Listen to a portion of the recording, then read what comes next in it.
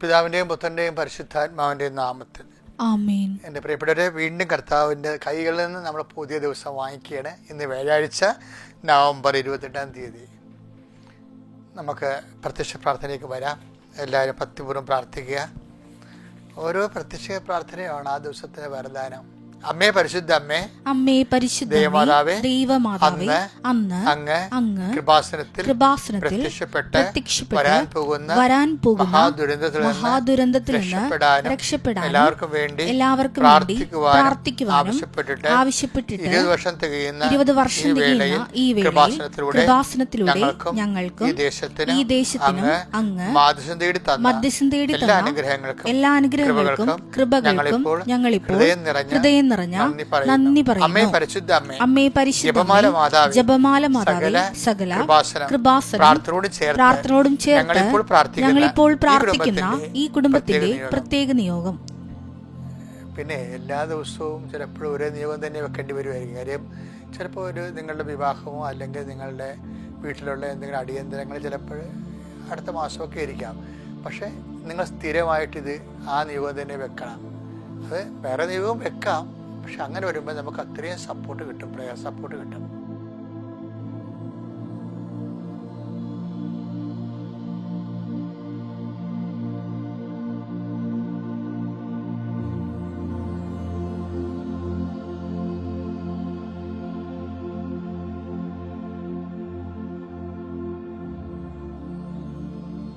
അമ്മയുടെ പ്രത്യക്ഷീകരണത്തിന്റെ ഈ ദ്വാദശക വേളയിൽ ഞങ്ങൾക്ക് സാധിച്ചു തരുവാൻ കനിയണമേ. വിശ്വാസ പ്രമാണം. സർവശക്തനായ പിതാവും ആകാശത്തിന്റെയും ഭൂമിയുടെയും സൃഷ്ടാവുമായ ദൈവത്തിൽ ഞാൻ വിശ്വസിക്കുന്നു. അവിടുത്തെ ഏകപുത്രനും ഞങ്ങളുടെ കർത്താവുമായ ഈശോ മിശിഹായിലും ഞാൻ വിശ്വസിക്കുന്നു. ഈ പുത്രൻ പരിശുദ്ധാത്മാവിനാൽ ഗർഭസ്ഥനായി കന്യകാമറിയത്തിൽ നിന്ന് പിറന്ന് പൊന്തിയോസ് പീലാത്തോസിന്റെ കാലത്ത് പീഡകൾ സഹിച്ച് കുരിശിൽ തറയ്ക്കപ്പെട്ട് മരിച്ച് അടക്കപ്പെട്ട് പാതാളങ്ങളിൽ ഇറങ്ങി മരിച്ചവരുടെ ഇടയിൽ നിന്ന് 3-ാം നാൾ ഉയർത്ത് സ്വർഗത്തിലേക്ക് എഴുന്നള്ളി സർവശക്തിയുള്ള പിതാവായ ദൈവത്തിന്റെ വലതുഭാഗത്തിരിക്കുന്നു. അവിടെ നിന്ന് ജീവിക്കുന്നവരെയും മരിച്ചവരെയും വിധിക്കുവാൻ വരുമെന്നും ഞാൻ വിശ്വസിക്കുന്നു. പരിശുദ്ധാത്മാവിലും ഞാൻ വിശ്വസിക്കുന്നു. വിശുദ്ധ കത്തോലിക്കാ സഭയിലും പുണ്യവാന്മാരുടെ ഐക്യത്തിലും പാപങ്ങളുടെ മോചനത്തിലും ശരീരത്തിന്റെ ഉയർപ്പിലും നിത്യമായ ജീവിതത്തിലും ഞാൻ വിശ്വസിക്കുന്നു. ആമേൻ. സ്വർഗ്ഗസ്ഥനായ ഞങ്ങളുടെ പിതാവേ, അങ്ങയുടെ നാമം പൂജിതമാകണമേ. അങ്ങയുടെ രാജ്യം വരണമേ. അങ്ങയുടെ തിരുമനസ് സ്വർഗത്തിലെ പോലെ ഭൂമിയിലും ആകണമേ. അന്നു വേണ്ടുന്ന ആഹാരം ഇന്ന് ഞങ്ങൾക്ക് തരണമേ. ഞങ്ങളോട് തെറ്റ് ചെയ്യുന്നവരോട് ഞങ്ങൾ ക്ഷമിക്കുന്നത് പോലെ ഞങ്ങളുടെ തെറ്റുകൾ ഞങ്ങളോടും ക്ഷമിക്കണമേ. ഞങ്ങളെ പ്രലോഭനത്തിൽ ഉൾപ്പെടുത്തരുതേ, തിന്മയിൽ ഞങ്ങൾ രക്ഷിക്കണമേ. ആമേൻ. നന്മ നിറഞ്ഞ മറിയമേ, സ്വസ്തി. കർത്താവ് അങ്ങയുടെ കൂടെ സ്ത്രീകളിൽ അങ്ങ് അനുഗ്രഹിക്കപ്പെട്ടവളാകുന്നു.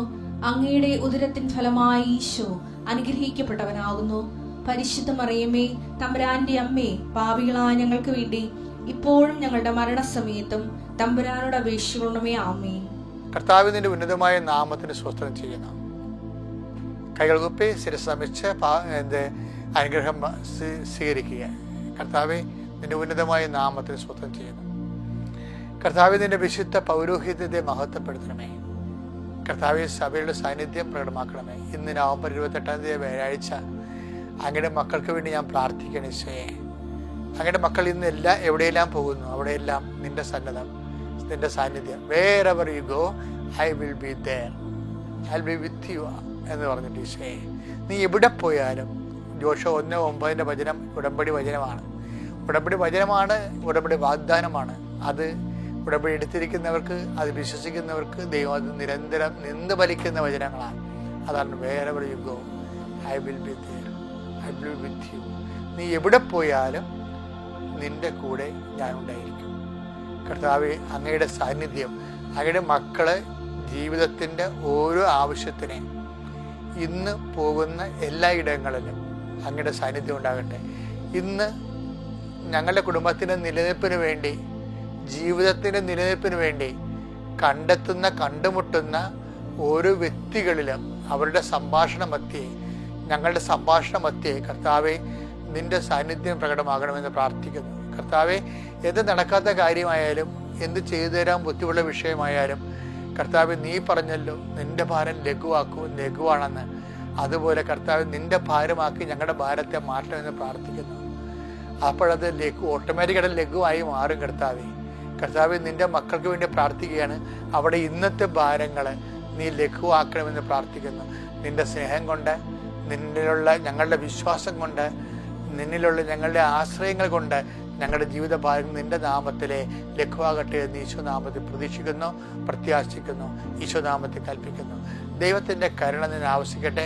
നിന്റെ തീരുമാനങ്ങൾ, ഇന്നത്തെ ദിവസത്തെ തീരുമാനങ്ങൾ കർത്താവ് പൂർണ്ണമായി ഏറ്റെടുക്കട്ടെ എന്ന് പ്രാർത്ഥിക്കുന്നു.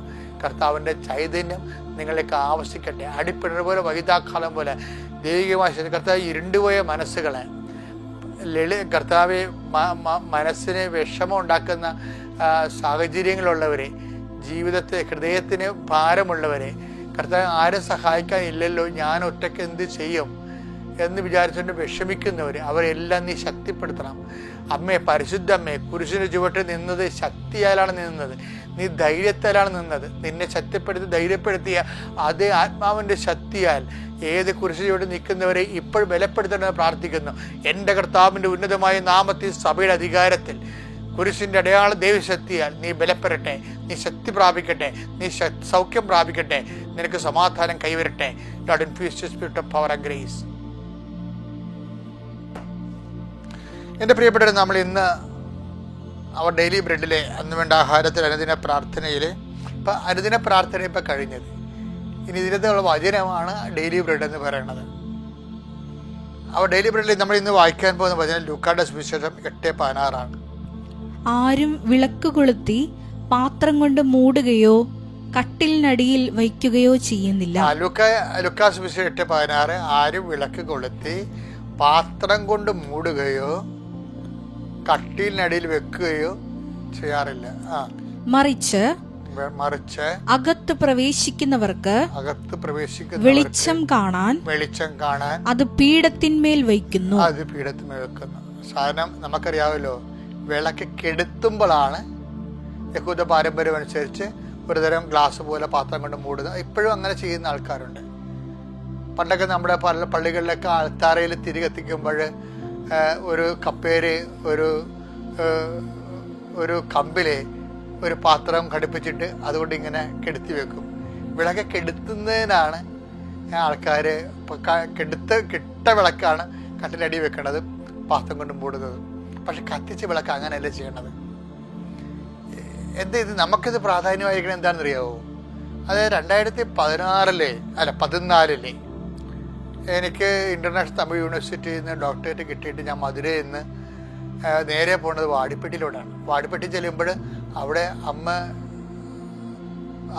സന്നിധാനത്തിലേക്ക് പലയിടത്ത് കയറാൻ എനിക്ക് ഒത്തിരി കൊതിച്ചാണ് അവിടെ ചെന്നത്. എത്രയോ ജപമാല ചൊല്ലി മധുരയിൽ നിന്ന് വാടിപ്പെട്ടി വരെ ജപമാല ചെല്ലിയിട്ടും അവിടെ ചെല്ലുമ്പോൾ എൻ്റെ സർവാംഗം തളർന്ന് ഞാൻ നിന്നുപോയി. അകത്ത് കയറാൻ ഒത്തില്ല. ഞാൻ പുറത്ത് നിന്നു. എൻ്റെ ജീവിതത്തിലൊരു ഇതുണ്ട്, നിങ്ങളോട് ഞാൻ പല പ്രാവശ്യം അത് പറഞ്ഞിട്ടുണ്ട്. അപ്പോഴേ ഞാൻ പുറത്ത് നിൽക്കുകയാണ്. നിന്നതിന് ശേഷം ഞാൻ ഉടനെ വിജയകുമാർ, തങ്കച്ചായനും ഒക്കെ അകത്ത് കയറി, സണ്ണിയൊക്കെ അകത്ത് കയറി നേർച്ച കിട്ടിയിട്ട് തിരിച്ചു വന്ന്.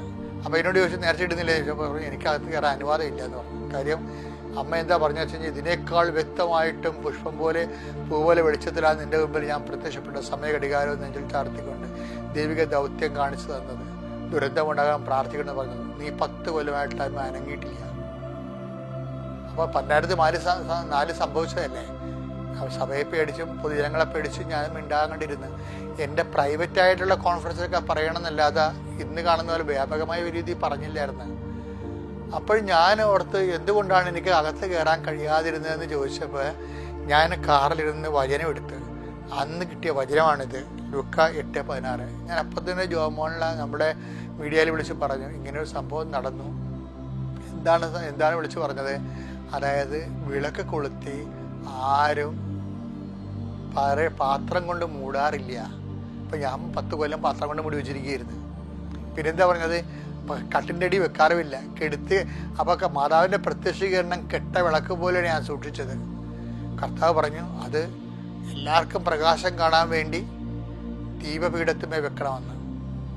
അപ്പം ദൈവം നമുക്ക് നൽകിയിട്ടുള്ള എല്ലാ നന്മകളും മറ്റുള്ളവർക്ക് വേണ്ടി ഉള്ളതാണെന്നാണ് എൻ്റെ സൂചന. അതുകൊണ്ടാണ് നിങ്ങളുടെ വെളിച്ചം മനുഷ്യരുടെ മുമ്പിൽ വീശട്ടെ എന്ന് കർത്താവ് പറയത്തില്ലേ. നിങ്ങളുടെ വെളിച്ചം, നിങ്ങളുടെ നന്മകളെല്ലാം അത് മറ്റുള്ളവർക്ക് നന്മയായിട്ട് വരണം. ചില ആൾക്കാർ മറ്റുള്ളവരുടെ മേക്കട് നിങ്ങൾക്ക് എന്തെങ്കിലും നന്മ കിട്ടിക്കഴിഞ്ഞാൽ 5 മാർക്ക് കൂടുതൽ കിട്ടിക്കഴിഞ്ഞാൽ എല്ലാവരുടെയും പറഞ്ഞു നടക്കും. എന്തിനാ കാര്യം? മറ്റുള്ളവർക്ക് അത് പാരയായിട്ട് വരിക. എന്താ കാര്യം? നിങ്ങൾ മറ്റുള്ളവരുടെ കേമന്മാരാണെന്നാണ്. ക്രിസ്ത്യാനിറ്റിയിൽ അത് നടക്കത്ത് വില പോകത്തില്ല. അങ്ങനെ ആൾ കളിക്കാൻ പറ്റത്തില്ല. കർത്താവ് പറഞ്ഞത് നിങ്ങളുടെ നന്മ വിളക്കുകൾ മനുഷ്യരുടെ മുമ്പിൽ വീശട്ടെ എന്നാണ് പറഞ്ഞത്. അതുകൊണ്ട് ഇന്നും ഒരു തീരുമാനം എടുക്കണം. നിങ്ങൾക്ക് എന്ത് നന്മ വന്നാലും അത് 10 മനുഷ്യർക്ക് നന്മ ഉണ്ടാകുന്ന രീതിയിലേക്ക് മാറ്റിക്കഴിയുമ്പോൾ കർത്താവിൻ്റെ വെളിച്ചം എന്നൊക്കെ ഞങ്ങൾ വന്നതിന് ശേഷം അമ്മ പെട്ടെന്ന് പ്രത്യക്ഷീകരണ പ്രാർത്ഥന ചൊല്ലി തന്നു.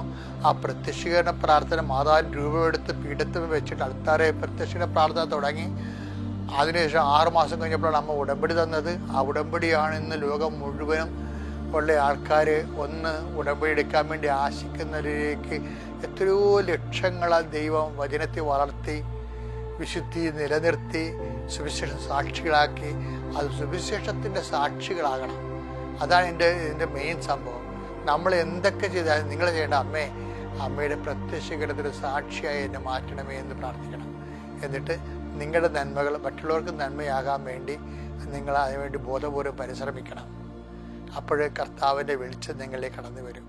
Have A good day.